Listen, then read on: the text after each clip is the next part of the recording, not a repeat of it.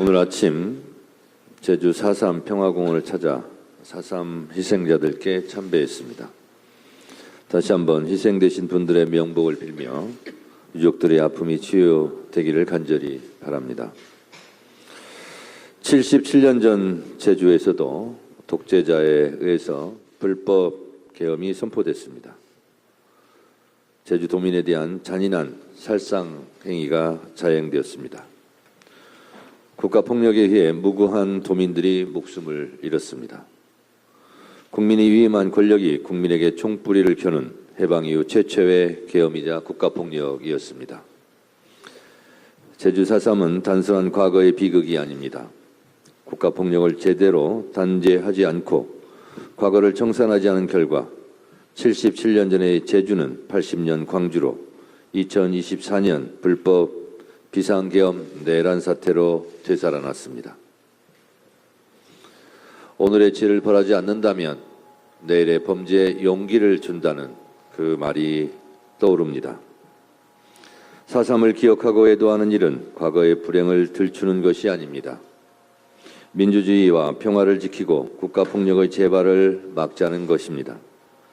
지금 우리가 내란 청산에 최선을 다하는 일도 과거와 같은 실수를 되풀이하지 않고 미래의 범죄와 악행을 막아내자는 것입니다. 77년이 지났지만 4.3 희생자들의 명예회복과 진상규명은 여전히 현재 진행형입니다. 2021년 4.3 특별법 전면 개정으로 희생자들에 대한 명예회복이 시작되었고 직권 재심으로 지금까지 2033명의 수용인들이 무죄를 선고받았습니다. 그러나 아직도 밝혀야 할 진실이 남아있고 피해 보상이 더디게 진행되고 있습니다. 불법 부당한 국가 폭력이 다시는 이 땅에서 벌어져서는 안 됩니다. 이재명 대통령은 취임 전부터 4.3 진상규명에 대한 확고한 의지를 밝혀왔습니다. 8월 15일 국민임명식에서 4.3 유족을 초청한 것도 그러한 뜻을 분명히 보여준 것입니다. 전 오늘 4.3 평화공원을 참배하면서 방명록에 이렇게 썼습니다. 제주 돌담에 맺힌 통곡의 눈물 내란 청산으로 닦아드리겠습니다. 그렇습니다. 이재명 정부와 더불어민주당은 제주의 눈물이 다시 반복되지 않도록 하겠습니다. 4.3 정신을 계승하고 미흡한 제도와 법을 보완해 유족들의 슬픔을 보듬고 희생자들의 완전한 명예회복을 위해 힘쓰겠습니다. 사법개혁은 법관과 판사 모두가 다시금 국민들로부터 존경받을 수 있도록 되돌려 놓자는 것입니다. 정치적 편향성으로 오염된 조희대 대법원장 등 일부 판사 때문에 많은 판사들이 도매금으로 처리되는 것을 막자는 것입니다. 사법부의 신뢰를 높여 놓자는 것입니다. 대한민국 사법부 전체를 놓고 논하자면 훌륭한 법관이 훨씬 더 많이 있습니다. 숫자로 따지자면 훌륭한 법관, 판사의 수가 그렇지 못한 경우보다 비교할 수 없을 정도로 월등히 많습니다. 그러나 사람 사는 곳 어디나 똑같듯이 비상계엄에도 침묵하고 서울 서부지법 폭동 사태에 대해서도 침묵하다가 사법개혁의 국민적 요구에만 반대 목소리를 내는 조희대 대법원장, 침대축구같이 내란 재판을 진행하고 있는 룸사롱 접대 의혹을 받고 있지만 아직 말끔히 해결되지 않고 있는 지기현 판사 등 소수의 구성원이 조직 전체를 망가뜨리고 있습니다. 이렇게 반성과 성찰을 모르니 사법개혁이라는 국민의 명령에 직면하는 것입니다. 지난번 서울중앙지법 김주옥 부장판사의 통렬한 조희대 사퇴 촉구하는 글을 소개시켜드렸는데 오늘은 서울중앙지법 송승영 부장판사의 내부 비판을 소개해드리도록 하겠습니다.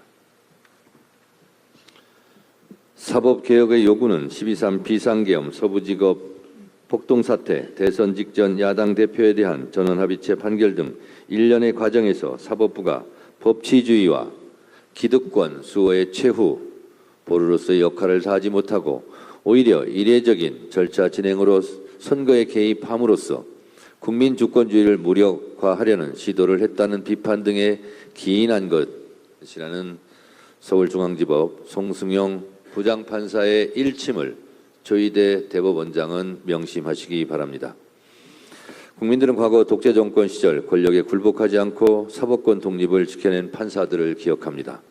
사법개혁은 법관과 판사로서의 자존심을 회복하고 다시금 존경받는 직업으로 되돌려 놓자는 것이지 결코 사법권 독립을 침해하자는 것이 아닙니다. 법관과 판사들이 과중한 업무를 덜어내어 더욱 국민 가까이에서 호흡하고 국민 눈높이에 맞는 판결을 내릴 수 있도록 기반을 마련하자는 것입니다. 자정 능력을 잃은 조직은 결국 외부의 힘을 빌어 개혁을 할 수밖에 없습니다. 법원 스스로 내부의 목소리에 귀 기울여 사법개혁의 길에 동참해야 할 것입니다. 어제 대정부 질문 과정에서 민주당 부승찬 의원의 충격적인 의혹 제기가 있었습니다. 이 의혹 제기에 대해서 조희대 대법원은 출근 퇴근에 기자들의 질문을 피하고자 마치 언론을 입틀막 하듯 출퇴근 촬영을 불허한다고 발표했습니다. 이 무슨 해괴한 발표입니까? 법원 노조에서도 드디어 못 참고 성명을 내고 있습니다. 지금 여당이 밀어붙이고 있는 사법개혁에 많은 국민이 호응하고 있고 법원은 개혁의 주체가 아니라 개혁의 대상으로 전락했다고 법원 노조는 탄식하고 있습니다. 이번 사태가 여기까지 이르게 된 것은 대법원장이 비상식적인 절차를 통해 선고한 대통령 후보에 대한 파기환송이 결정적인 원인이라고 지적했습니다. 형사소송법을 어겨가며 내란 우두머리 혐의로 재판받고 있는 윤석열을 풀어준 지기현 부장판사의 구속 취소 결정은 불신의 시작점이 되었다고 또 지적하고 있습니다. 조희대 대법원장은 검찰총장 시절에 윤석열과 점점 닮아가고 있다고도 지적하고 있습니다. 자, 그러면 조희대 대법원장은 어떻게 하시겠습니까? 부승찬 의원의 의혹 제기가 만약 사실이라면 국민 여러분, 조희대 대법원장을 어떻게 해야 하겠습니까? 조희대 대법원장 스스로 언론인들의 입을 틀어막고 귀를 틀어막을 것이 아니라 스스로 답할 때가 되었습니다. 내란 특검은 이 제기된 충격적인 의혹에 대해서 수사해야 합니다. 조희대 대법원장에 대한 사퇴 요구가 봇물 터지듯 빗발치고 있습니다. 존경받아야 할 사법부의 수장이 이렇게 정치적 편향성과 알 수 없는 의혹 제기 때문에 사퇴 요구가 있는 만큼 대법원장의 직무를 계속 수행하기에는 매우 부적절해 보입니다. 본인의 명예를 그나마 유지할 수 있는 길이 무엇인지 현명하게 판단해 보시기 바랍니다. 민주당은 흔들림 없이 좌고우면하지 않고 비타협적으로 사법개혁의 고삐를 결코 늦추지 않고 뚜벅뚜벅 사법개혁의 길로 가겠습니다. 국민 여러분 함께해 주시기 바랍니다. 감사합니다.